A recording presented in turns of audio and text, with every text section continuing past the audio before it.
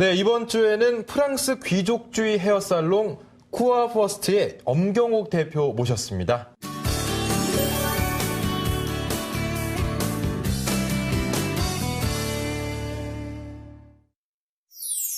안녕하세요. 네, 이 쿠아퍼스트라는 이름이 프랑스 황실 가족의 스타일을 담당하고 있는 헤어살롱 브랜드로 알고 있거든요. 그런데 이 쿠아퍼스트라는 이름으로 일을 하신 이유가 있으실까요? 제가 한 30년 미용을 했는데 아직 요즘에 뭐 숫자도 제대로 세지는 않습니다만 브랜드를 만들어서도 할 수 있지만 미용이라는 게 굉장히 창의적이어야 하고 뭔가 예술적이어야 하거든요.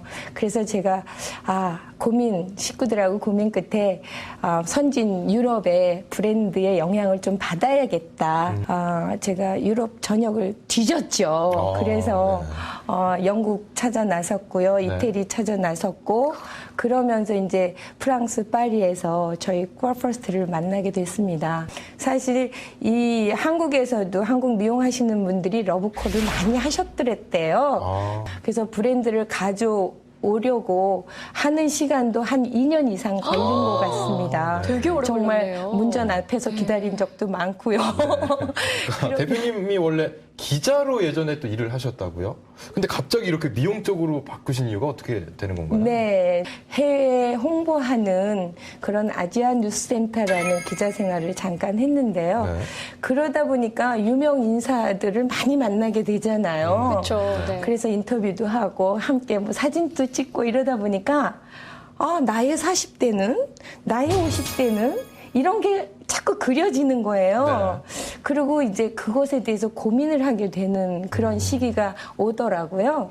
그래서 제가 그때 당시에 일본에 있는 저의 친구가 메이크업을 배우고 있는 거를 제가 알게 돼서 저거 하면 앞으로 가능성이 굉장히 많겠다. 그리고 저거라면 내가 재미나게도 할 수 있겠다. 이런 생각을 하게 됐어요.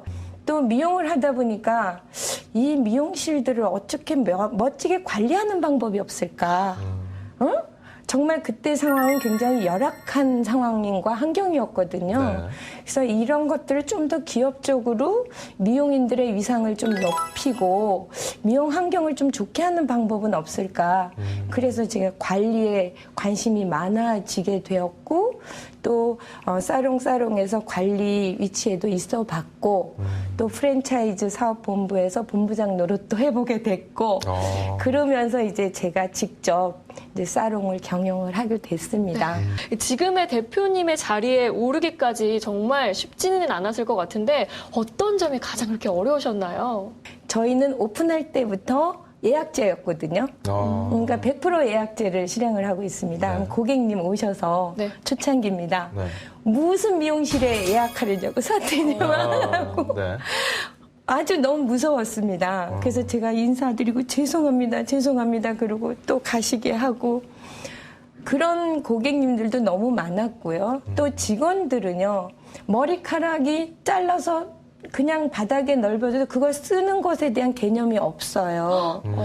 오히려 그게 많이 떨어지면 본인이 고객을 많이 받았다고 생각하는 저하고는 정반대 생각이죠. 저는 깨끗한 곳에 고객님을 모시고 싶은 건데 그런 생각을 하고 있으니까 저는 커트해서 잘라진 머리가 있으면 바로 쓸어내고 고객님을 깨끗한 자리에 모셔야 되니까 그런 자리에 앉은 고객이 계시면 제가 죄송합니다. 그러고 가서 일으켜 모셔서 쓸고 다시 시작하는 경우 또는 저희는 고객님이 오시면 모든 고객님은 다 이제 샴푸를 하고 시작하게 돼 있었거든요. 근데 예를 들면 바쁘다는 핑계, 뭐 시간이 없다는 핑계 이런 걸로 그냥 앉아서 자르시는 거예요.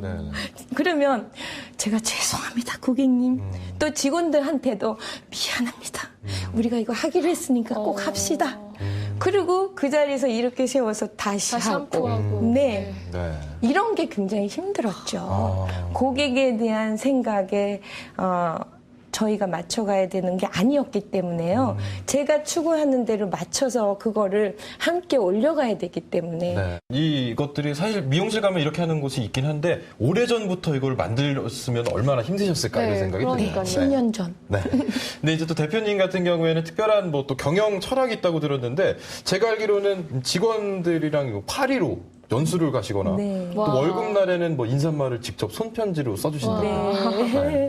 이제 10명씩, 20명씩 이렇게 교대를 해서 함께 갑니다. 함께 가면 단순하게 투어를 하는 게 아니고요. 저희 전 매장에 근무를 하게 됩니다. 꼭 3일 동안 근무를 한 명씩, 그것도 붙여놓지 않죠. 네. 한 명씩 근무를 하게 돼서 그 유럽의 헤어사롱의 경험도 하게 되고 고객도 만나보고 그것을 3일은 꼭 해야 합니다. 그리고 이제 3일은 저하고 같이 배낭 메고 이제 투어를 하고 그리고 돌아오게 되는 거죠. 그런데 사실 그런 경험들이 단순한 매출을 어떻게 보면 감소시킬런지 모르지만 그 순간에는 그네들이 한국에 들어와서의 에너지는 그 시너지는 이루 말할 수가 없고요. 저희 직원들이 장기 근무하는 이유 중에 그런 것들이 있기 때문이 아닌가 저는 그렇게 생각을 하고 월급날에 뭐 봉투 써주 급여 뭐 좋은 대화 이렇게 나누는 거는 사실 처음에 매장 처음 하나 시작할 때 몇 명 안 될 때부터 시작을 했어요. 그러다 보니까 지금 100명이 넘었지만 지금까지 하게 되는 거예요. 근데 그네들이 저희 직원들이 저를 봤을 때도 중요하지만 제가 직원들을 바라보는 눈도 중요하잖아요. 그쵸. 서로 마음을 교류한다라는 거죠. 그래서 팔도 아프고 힘들기도 하지만 꾸준히 써보려고 하고 있고요. 저도 또 그걸 씀으로써 직원들을 세세하게 관찰하게 되더라고요. 오늘 봉투에는 무슨 말을 써줄까. 다음에는 이 부분을 좀 잔소리 좀 해야 되겠구나. 평소에 못하는 이야기도 그 안에서 잔소리도 가끔 합니다. 대표님 밑에 가서 일하고 싶다 이런 생각도 드는데요. 정말 마음씨가 너무 따뜻하신 대표님 같습니다. 마지막으로요. 미용실 창업을 앞둔 분과 이제 후배들에게 하고 싶은 말이 있다면 어떤 말씀을 해주실 건가요? 처음은 다 작아요. 우리가 소상공인이라고 하잖아요. 다 처음엔 작습니다. 작지만 본인이 원하는, 추구하는 것에 목적을 두고, 목표를 두고 아주 꾸준히 그것이 옳다고 생각하면 정말로 집념을 가지고 이루어낼 때까지 해야 한다고 생각합니다. 제가 지금 말씀드릴 수 있는 건 제가 별명이 끝장녀거든요. 뭔가 옳다고 생각하고 해야 한다고 생각하면 좀 끝을 내보려고 하는데 우리 후배들한테도 그런 얘기 하고 싶어요. 뭔가 소신을 가지고 있으면 정확하게 그것에 대해서 꾸준히 이루어내려는 그 1만 시간의 법칙이라고 하나요? 그런 것처럼 꼭 이루려고 하는 그런 결과를 만들었으면 좋겠고 특히 이제 생각한 것에 행동하고 행동한 것에 대해서 결과를 만드는 자기만의 목표가 있었으면 좋겠다고 생각합니다. 요즘 사실 가불관계다 뭐다 해가지고 얘기가 참 많은데 오늘 나온 이 엄경옥 대표처럼 직원들에 대한 세심한 배려가 있다면은 이런 분들이야말로 진정한 리더가 아닐까 이런 생각을 해봅니다. 네, 그렇습니다. 자신의 주변까지 아끼고 사랑하는 마음이 좋은 성과가 이어진다는 것을 느꼈습니다. 대표님 오늘 정말 좋은 말씀 감사합니다. 감사합니다. 고맙습니다. 저희 소신인 코너를 통해서 전해지는 많은 분들의 성공담이 여러분들에게 귀한 자극제가 됐으면 하는 그런 바람입니다. 네, 오늘 저희가 준비한 소식은 여기까지고요. 저희는 다음 시간에 찾아뵙겠습니다. 고맙습니다.